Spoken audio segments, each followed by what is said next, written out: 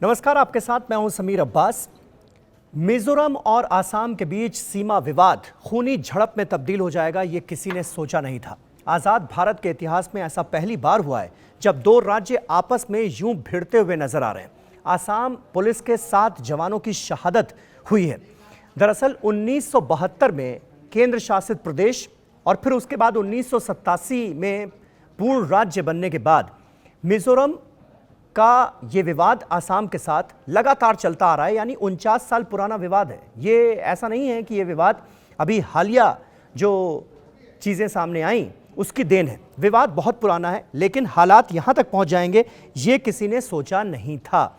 आज की स्थिति में मिजोरम सरकार का ये कहना है कि आसाम ने अतिक्रमण किया है मिजोरम में, मिजोरम के ऊपर आक्रमण किया गया है, मिजोरम के अंदर घुसपैठ करने की कोशिश की गई है। ये आसाम के मुख्यमंत्री पर, आसाम की सरकार पर मिजोरम के मुख्यमंत्री आरोप लगा रहे हैं। ये दशा हो गई है। वहीं आसाम के सीएम हिमांता बिस्वा शर्मा एक वीडियो ट्वीट करते हैं जिसमें वो ये दिखाने की कोशिश करते हैं कि किस तरह से मिजोरम पुलिस के जवान बदमाशों के साथ मिलकर आसाम पुलिस के जवानों को मौत के घाट उतारने के बाद जश्न मनाते हुए नजर आ रहे हैं। आप अंदाजा लगाइए, ये 2 इंसिडेंट्स जो हैं इनका मैंने जिक्र इसलिए किया ताकि आप समझ पाएं कि आज की तारीख में आसाम और मिजोरम किस तरह से एक दूसरे के सामने आ चुके हैं। आमने सामने की लड़ाई, आर पार की लड़ाई के मूड में नजर आ रहे हैं। हालात ये पैदा होते हैं कि गृह मंत्री अमित शाह को इंटरवीन करना पड़ता है, वो भी तब जब दोनों राज्यों के मुख्यमंत्रियों के बीच ट्विटर वॉर छिड़ जाती है। उसके बाद गृह मंत्री अमित शाह इंटरवीन करते हैं, दोनों मुख्यमंत्रियों से बात करते हैं और हालात को संभालने की कोशिश करते हैं। फिलहाल जो तनाव है वो बरकरार है, हालात नियंत्रण में नजर आ रहे हैं। लेकिन कुल मिलाकर ये सीमा विवाद जो है ये बहुत पुराना है। आसाम की बराक घाटी का जिला है कछार, करीमगंज और हाइलाकांडी। ये 164 किलोमीटर, तकरीबन 165 किलोमीटर आप कह सकते हैं, सीमा है मिजोरम और आसाम की।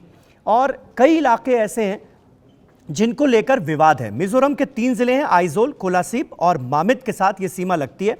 और जमीन विवाद के बाद अगस्त 2020 और इसी साल फरवरी में अंतर्राज्यीय सीमा को लेकर संघर्ष दोनों के बीच शुरू हुआ। यानी एक बात यहां पर निकलकर यह सामने आती है कि अगर उसी वक्त ज्यादा ध्यान दिया गया होता केंद्र और राज्य सरकारों की तरफ से तो इस विवाद को सुलझाया जा सकता था, कम से कम इस हद तक कि नौबत झड़प की ना आए। लेकिन अफसोस ऐसा हो नहीं सका और हालात यहां तक पहुंच गए। आज की तारीख में मिजोरम के जो गृह मंत्री हैं वो ये कह रहे हैं कि आईजीपी असम पुलिस के नेतृत्व में लगभग 200 आसाम सशस्त्र police Vairengte auto rickshaw stand पर आई। उन्होंने वहां ड्यूटी पोस्ट को जबरन पार किया और मिजोरम पुलिस ने जो एक ड्यूटी पोस्ट वहां पर लगा रखी थी उसको पलट दिया गया। ये होम मिनिस्टर का बयान है मिजोरम के।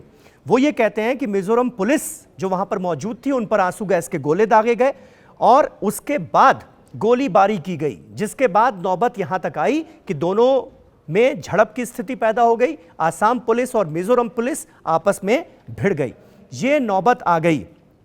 कुल मिलाकर आप अगर देखें तो अब ये मामला जो है राजनीतिक रंग लेता हुआ नजर आ रहा है। कांग्रेस पार्टी ने एक 7 सदस्यों की कमेटी बना दी है। गौरव गोगोई और तमाम नॉर्थ ईस्ट से ताल्लुक रखने वाले कांग्रेस पार्टी के सांसद इन इलाकों के दौरे पर जा रहे हैं और हालात का मुआयना कर पता लगाने की कोशिश ये की जाएगी कि वहां पर क्या स्थितियां हैं जिसकी वजह से झड़प की, खूनी झड़प की नौबत आ गई है।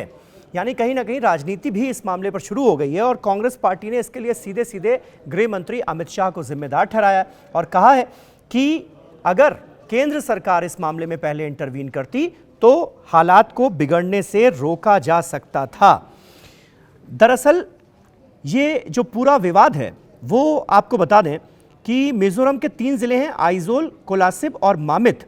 ये 164 किलोमीटर का लंबा पूरा बॉर्डर है और ये बॉर्डर जो है इसी के कुछ इलाके ऐसे हैं जिनको लेकर विवाद है। ब्रिटिश काल से ये विवाद चल रहा है और अब नौबत यहाँ तक आ गई है कि दोनों स्टेट आपस में एक दूसरे के सामने नजर आ रहे हैं, एक दूसरे से लड़ते हुए नजर आ रहे हैं और दोनों ही स्टेट के चीफ मिनिस्टर्स एक दूसरे के खिलाफ बयानबाजी करते हुए नजर आ रहे हैं।